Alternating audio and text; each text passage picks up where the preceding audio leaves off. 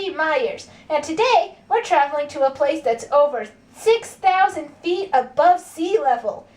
It sounds like a mountain range, but this place is home to animals native to the Rocky Mountains. And Australia? It's the Cheyenne Mountain Zoo! Yay! The Cheyenne Mountain Zoo is located in Colorado Springs, Colorado, in the U.S., and it is 6,714 feet above sea level. It is the only zoo located on a mountain, and it is now on the list of top 10 zoos in the whole country. Here along Cheyenne Mountain is where many species of animals call home. Let's take a look around.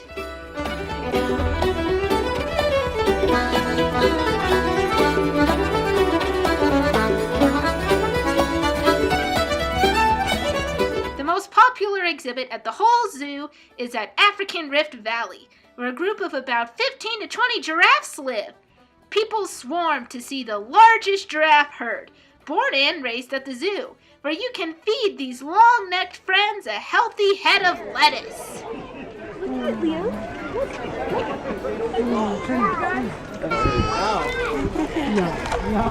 Hey, Mr. Giraffe.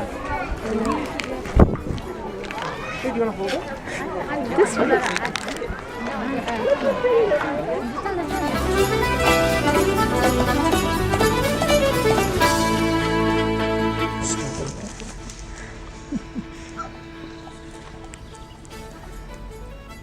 Here, pig.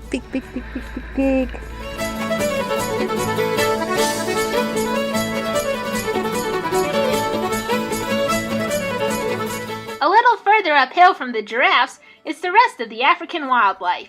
Here you can see elephants, lions, meerkats, and a black rhinoceros. But the story behind this exhibit is more amazing.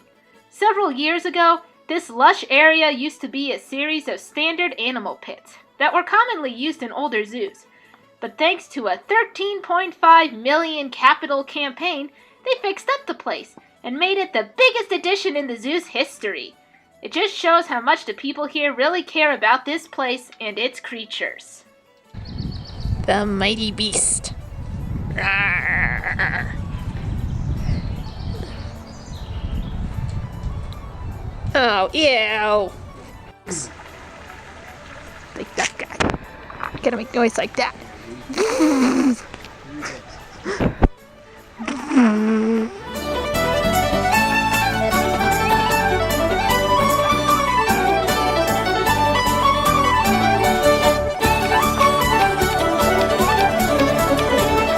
A good zoo needs hands-on interaction to get kids interested in the wildlife, and the loft is the place that does that here.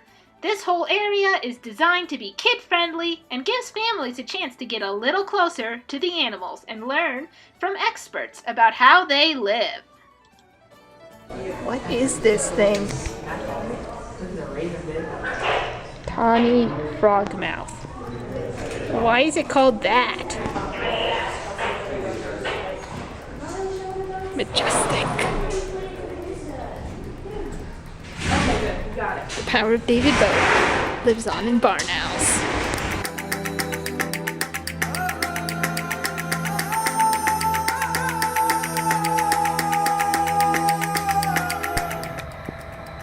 Look at that. They're just as lazy as regular cats.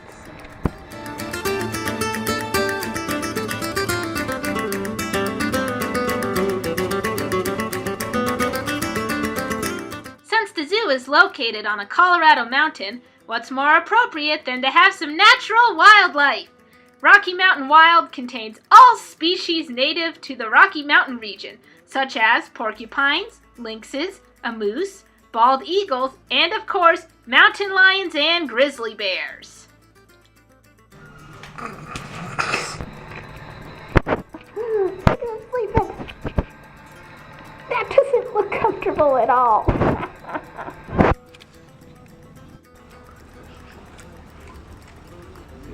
Wonder how long he's gonna realize that's stuck in there. He looks so fluffy. It's amazing to think those are actually all quills. Ugh.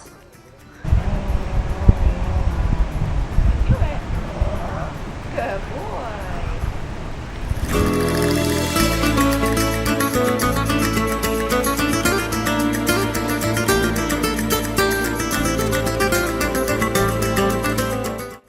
it's time for me to show off my personal favorite, the Australian Walkabout. This exhibit just opened officially in 2015, and it's a huge hit with the crowds. In this area, you will encounter budgies, alligators, emus, and lovable wallabies, which freely wander the complex. Now, some of you might be wondering, what on earth is a wallaby? Well, a wallaby is a marsupial, which means that they have pouches that they raise their young in, like a kangaroo. These guys are a lot smaller than a kangaroo, but they still have those powerful back legs to get them from place to place. Look how small and furry it is.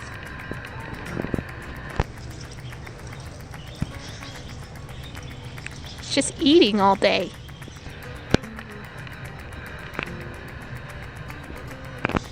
I know a few people that do that. Now that we've talked about kangaroos, how about seeing something really cool? No, not that. That's just a peacock.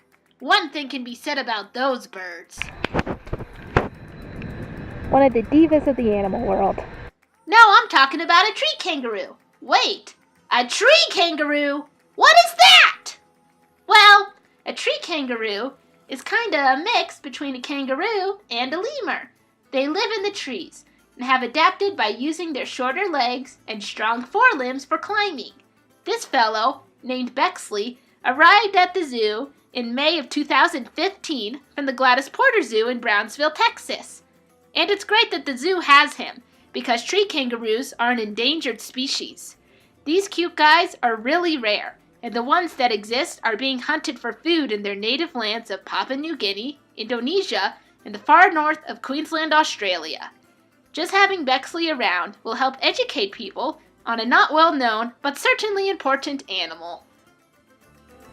And there we have it! Of course, there was a lot more to see than what I've shown here, and things are constantly changing for this zoo.